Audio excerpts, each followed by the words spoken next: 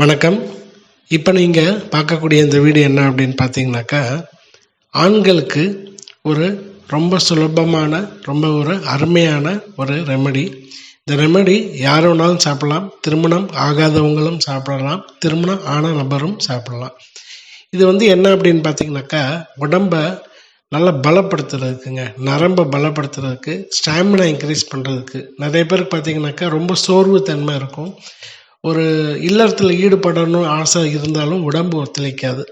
இப்போ அந்த மாதிரி இருக்கக்கூடியவங்களுக்கு ரொம்ப சூப்பரான ரொம்ப சிம்பிளான ஒரு ரெமெடி தான் இது. இது பெரும்பாலும் எல்லார் வீட்லேயும் இருக்கக்கூடியதான். தேன் அப்படின்றது இயல்பாக எல்லார் வீட்லேயும் இருக்கக்கூடிய விஷயந்தான். சுடுதண்ணி இதுக்கு தேவைப்படும்.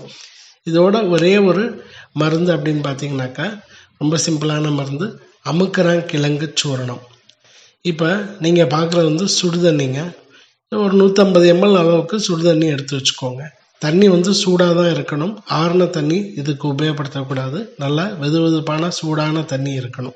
நம்ம குடிக்கக்கூடிய அளவுக்கு ஓரளவுக்கு நல்லா சூடாகவே இருந்தால், காஃபி எப்படி குடிக்கிறோமோ அந்த அளவுக்கு கொஞ்சம் நல்லா வெதுவெதுப்பாக சூடாகவே இருக்கணும். ரெண்டாவது நீங்கள் உங்களுக்கு தேவையானதுன்னு பார்த்தீங்கன்னாக்கா, தேன், ஒரிஜினல் தேன் வாங்கி வச்சுக்கோங்க.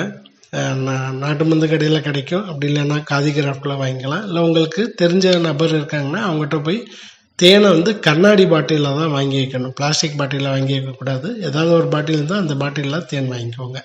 இப்போ மூணாவது அமுக்கராங்கிழங்கு பவுடர்னு சொன்னேன் பார்த்தீங்களா, இது நாட்டு மருந்து கடையிலே கிடைக்கும்.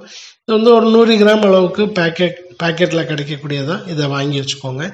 இதை எப்படி உபயோகப்படுத்தணும்னாக்கா, தினமும் காலையில் வெறும் வயிற்றுல இந்த சுடுதண்ணியில் தேனை கலந்து அதோட ஒரு 5லேருந்து 6 கிராம், இப்போ நம்ம சின்ன ஸ்பூனுங்க, இது ரொம்ப சின்ன ஸ்பூனு, அதனால் நம்ம 2 முறை நம்ம இதை எடுத்துக்கிற மாதிரி வரும். நீங்கள் வீட்டில் இருக்கக்கூடிய ஸ்பூனில் ஒரே ஒரு ஸ்பூன் அளவுக்கு ஒரு 3/4 வாசி எடுத்துக்கிட்டால் போதும்.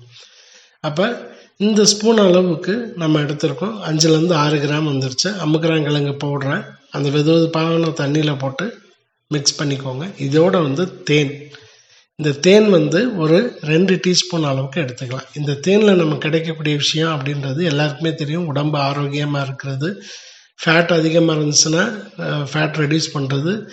பொதுவாகவே தேன் மருந்தோடு சேரும்போது இன்னும் அதிகப்படியான ஒரு நல்ல ஒரு ஆரோக்கியத்தை கொடுக்கும்.